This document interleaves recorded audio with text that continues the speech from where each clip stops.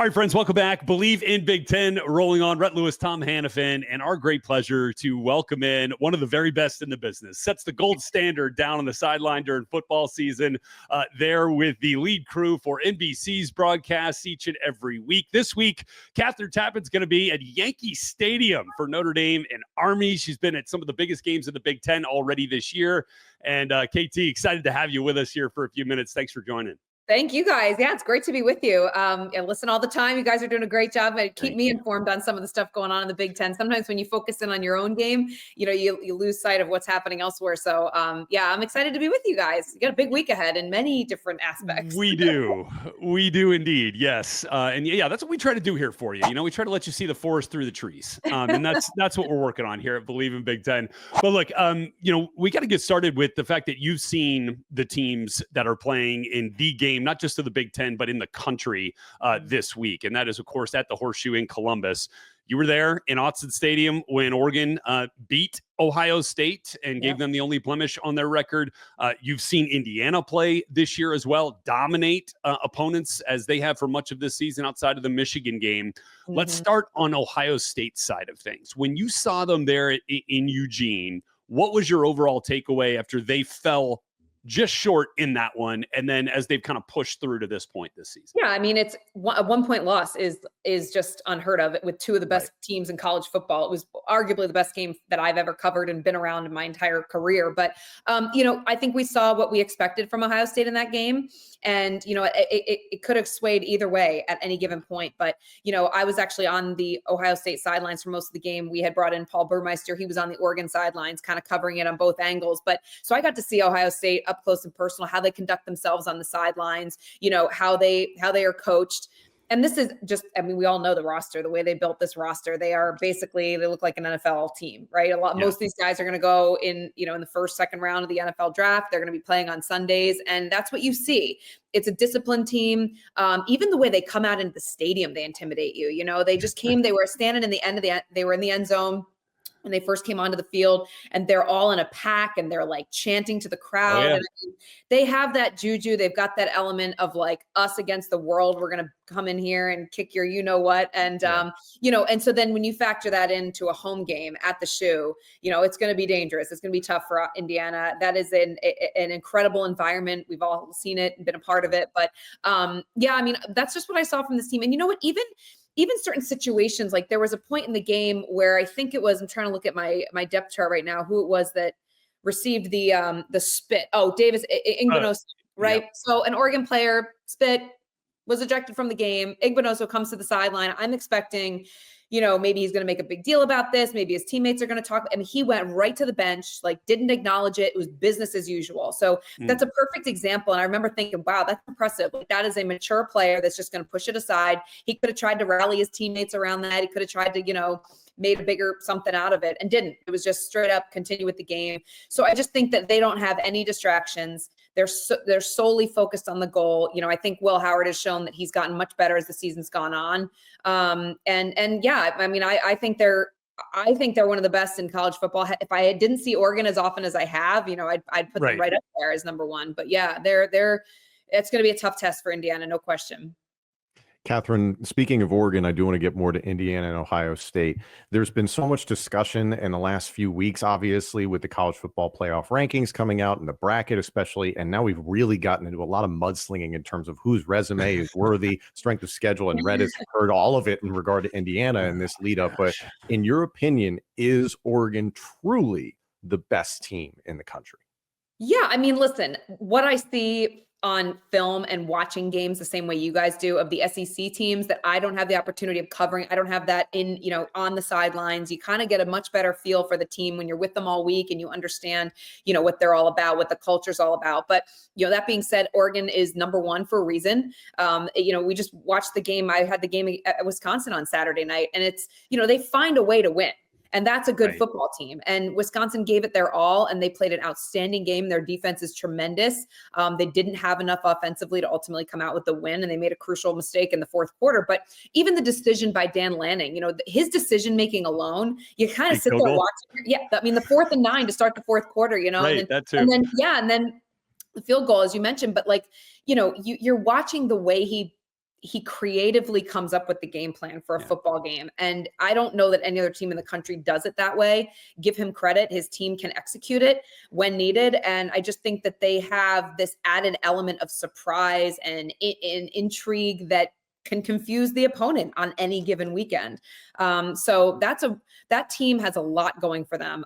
They've got this weekly theme that they do every week. When they went to Michigan, it was Gladiator. When they went to Camp Randall, it was Jump Around, and they were all jumping around on the sideline, and they were losing the game at that point, and they're still up and, kind of giving a middle finger to the fans there at Wisconsin. Oh, yeah. But call it disrespectful, call it whatever you want, but it's kind of their juju, right? They had to assemble a team with a lot of different transfers this year. How do you get this group together? You come up with themes, you do group dinners. Dylan Gabriel told us last week, there's not one combination he hasn't thrown to or done, a drill with. So he said, when backups come in, I know what they're all about.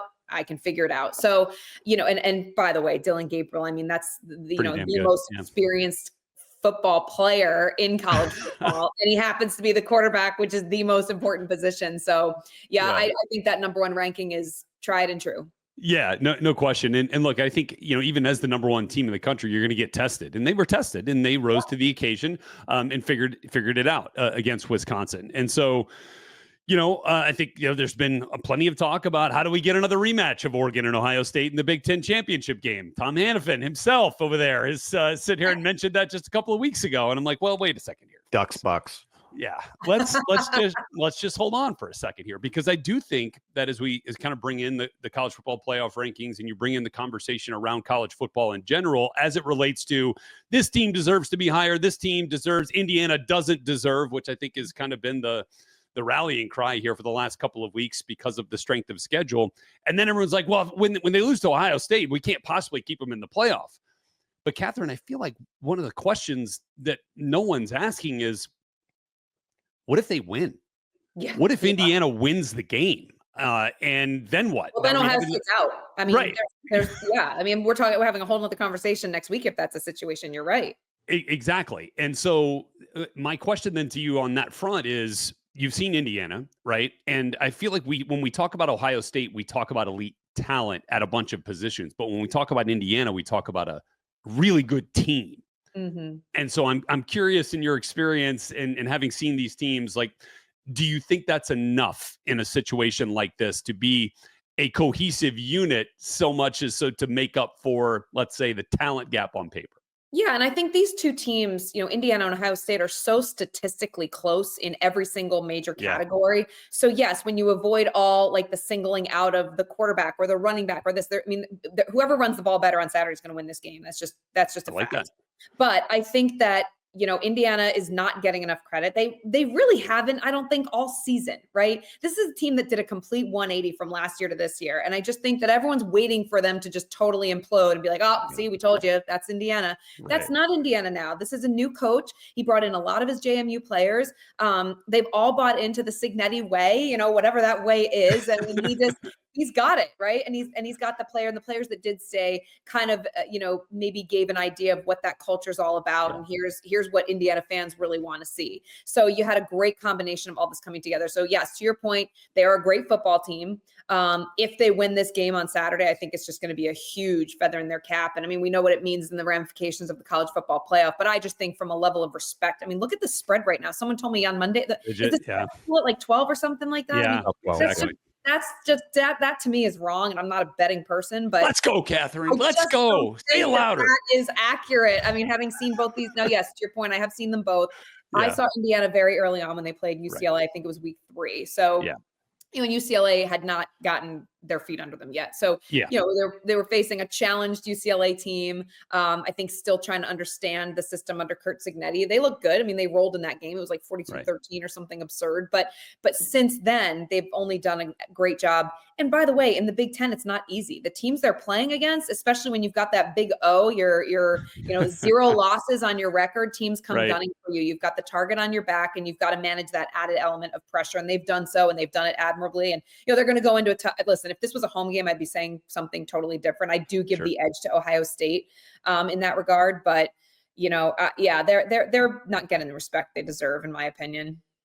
Kathryn, to give a little love to your assignment this Saturday night, 7 p.m. Eastern on NBC and Peacock, Army versus Notre Dame. You're talking about if Ohio State were to potentially lose CFP Indiana, rankings right here. they could be out. I disagree on that point. I think the committee would find a way to put in maybe the most important brand in college football, but one of the most important brands, Notre Dame, could legitimately get bumped this weekend. Do you think Army has a legitimate shot to take out the Irish?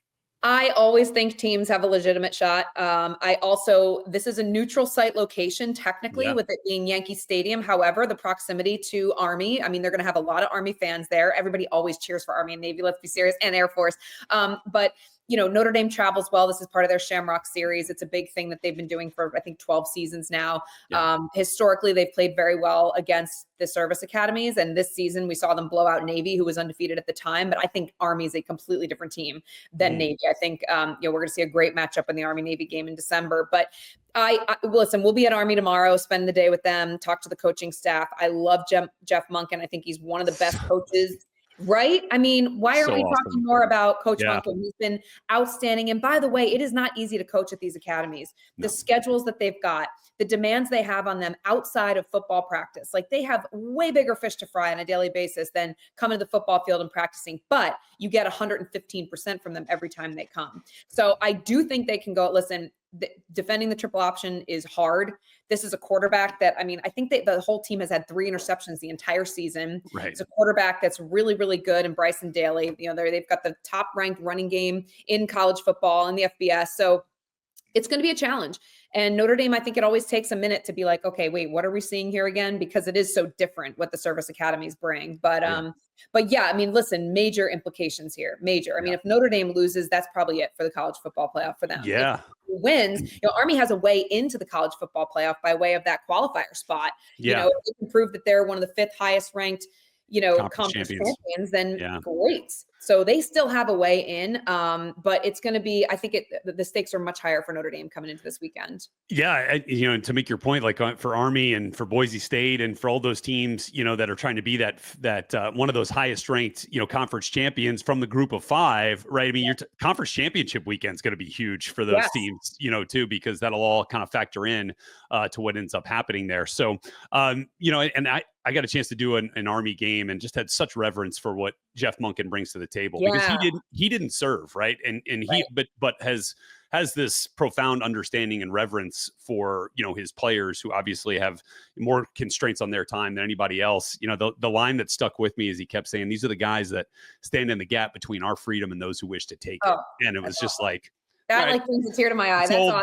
I know. Like, how do you take the field against that, knowing the resolve of those players? So certainly a challenge for Notre Dame this week. And you've also had a chance to see another game or another team that's playing in a game that's kind of a little sneaky on the under the radar this week. You guys were at Penn State, Illinois. Is that correct? Yes. Yep. Yeah. So you guys had Penn State 21-7 over Illinois. It was a ranked matchup. At the time, Illinois was 19, Penn State was 9. So you've seen the phenomenon that has been Tyler Warren, who will take his show on the road up to the Twin Cities to battle Minnesota this week. And, Tyler Warren is a guy, Tom and I had this discussion on Monday. He's not going to win it, but I think he's earned the right to be in New York for the Heisman Trophy conversation. 100%. And if he's not, we got a problem because he absolutely deserves it. Todd Blackledge has been saying it with our crew all year long. He's a unicorn, right? I mean, I know, say what you will about, the other potential candidates for the Heisman. Sure. But I think he's, when you watch him and you watch him play and just the dynamic, he can bring anything to that offense. And we've seen him just create something out of nothing for Penn State. So he's an amazing athlete all the way around. I mean, and boy, some team is going to be lucky to have him playing on Sundays. He's a monster size wise. He's a smart kid. He's engaging. He's not on social media. Like, he is all ball. That's all he cares about. So yeah, I totally agree with you. He deserves a place. He deserves a seat in New York City for the Heisman ceremony for sure. Let's go. I appreciate you asking that question on my behalf, Rhett. I wanted to pull you right into the Nittany Lion conversation. Nice. Yeah. What else can we talk about Nittany Lions? I feel pretty good about the game against Minnesota, to be honest. Yeah. I mean, it's Maryland to end the season. Minnesota's, I think, listen, it's what PJ Fleck is doing with that group. They are high energy. They're fun to watch. It's interesting. You see these teams like the Minnesotas, the Rutgers, the Illinois, like the teams that are, kind of bowl eligible hovering. And then the Wisconsin kind of is in there. Iowa, like, I feel like you have a big top heavy presence in the Big Ten. And then you've got everybody else who's pretty much fighting for the same thing, which is cool to see. That bowl game is very important to these universities. It's a slugfest. We all here on this show want to see Rutgers get themselves a good bowl game. We care about I want a good bowl game too. I'm just happy we got a bowl game last week. That's all I care about. We got it. Yeah, we got it. There was a 4-game stretch there of losing where I was like, oh my God, what is going on? Yeah, I was there for one one that UCLA game. It was a tough one for Rutgers. At least you had a good pregame meal, though. I did. That's KT. She's got the jersey recommendations right there. I was like, I know where to send you to. Just on that front, we'll get you out of here on this one, Kathryn. Seeing what Indiana has done this year, a team that's come from the lower to middle tier of the Big Ten and elevated this year, and in this increased format of parity within college football. You feel like your alma mater and Rutgers has a path to do that with Greg Schiano, to find a way. I think a lot of folks thought it was maybe this year with the way that the schedule, kind of had shaped up, but injuries, had been a big issue for Greg Schiano's team this year. But do you feel like the team there in Piscataway would have an opportunity and a pathway to find some similar success? I think so. I mean, I think, again, to your point of injuries, I mean, that we could be having a different conversation if the team had been healthy all season long. If there's one guy to do it, it's Schiano. I think, what he's done with that program since he came in, even just behind the scenes, what he was able to implement to get players a little bit more exclusive rights to certain things, the facility, the improvements in the facility. And that's only going to help with recruiting as well, right? It helps the current guys, but it's also going to help develop the program moving forward. If we could just listen, I'm a Jersey kid. I grew up here and I literally never had Rutgers on my radar ever. It's sort of like this stigma. It's like, no, I got to get out of New Jersey. I want to go somewhere else. So my older sister went to Boston College and it was one of those you always looked elsewhere. It's like the grass is always greener. I don't know why that is in New Jersey, but I think it stems for athletes as well. And now you obviously factor in the whole NIL situation. And Rutgers isn't going to empty the bank for certain players, which is fine. We are what we are. But I do believe if some of those in-state talent can stay here, I think we were seeing it now with the basketball team, right? Like Ace Bailey and these guys, these outstanding players. And now our basketball team is really, really good. They stayed in state. They believed in the university. Right. So I think more and more, program continues to build. Being in the Big Ten certainly helps. Our other teams are doing great. Women's soccer, women's field hockey, men's and women's lacrosse. These are great programs that continue to put Rutgers on the map. And again, if we can just get a couple key pieces for that football team moving forward, it's definitely Greg Schiano's the one to keep, to do it. Yep. And a big one this week for Rutgers as they'll host number 25 back in the rankings again, the Illinois Fighting Illini. I was kind of hoping NBC would let me do the game at Rutgers at noon, then maybe get me like a police escort, get over to Yankee Stadium, go do the game with them. But I begged. Well, you've earned it in our book, Kathryn. So we'll shoot for that. Put that in the contract next time. Yeah, okay? Exactly. I'm gonna do 2 games in a day, not just one. That's right. It's like you'd be like the sideline version of Herb Street. There we go. Oh my gosh. It happens. Seriously. Yeah. And look, we have you on that level, no question. You guys are the best. Thank you. Thank you so much for being with us. You guys have a great week. Thank you.